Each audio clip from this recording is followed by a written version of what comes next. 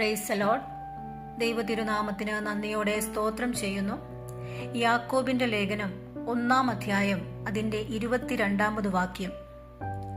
എങ്കിലും വചനം കേൾക്കുക മാത്രം ചെയ്തുകൊണ്ട് തങ്ങളെ തന്നെ ചതിക്കാതെ അതിനെ ചെയ്യുന്നവരായും ഇരുപ്പീൻ.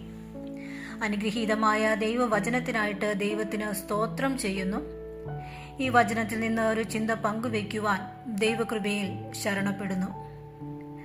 അനുസരണമില്ലാതെ കേൾക്കുക മാത്രം ചെയ്യുന്നത് ആത്മവഞ്ചനയാണ്. വിശ്വാസികൾക്ക് ദൈവവചനം കേൾക്കുവാൻ ധാരാളം അവസരങ്ങൾ ലഭിക്കാറുണ്ട്.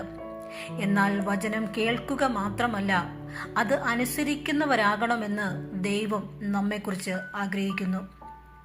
നമ്മൾ കേൾക്കുക മാത്രം ചെയ്യുകയും അതിനെ അനുസരിക്കാതെ ഇരിക്കുകയും ചെയ്തു കഴിഞ്ഞാൽ നാം നമ്മെ തന്നെ ചതിക്കുകയാണ്.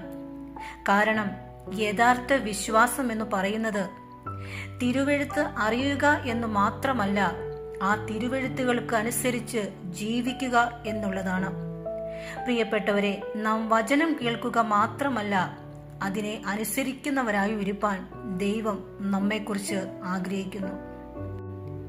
യഥാർത്ഥ വിശ്വാസികളെ അവരുടെ പ്രവൃത്തികളാൽ തിരിച്ചറിയാം. ദൈവം കേൾവിക്കാരെയല്ല, മറിച്ച് കേട്ടതനുസരിക്കുന്നവരെ അഥവാ പ്രവർത്തിക്കുന്നവരെയാണ് അന്വേഷിക്കുന്നത്. അതുകൊണ്ട് കേൾക്കുന്ന വചനങ്ങൾ നമ്മുടെ ജീവിതത്തിൽ പ്രാവർത്തികമാക്കുവാൻ നോക്കുമ്പോൾ അത് ദൈവത്തിന് ഏറെ പ്രസാദകരമായ കാര്യമാണ്. പ്രിയപ്പെട്ടവരെ, നമുക്കും ഒരു തീരുമാനമെടുക്കാം.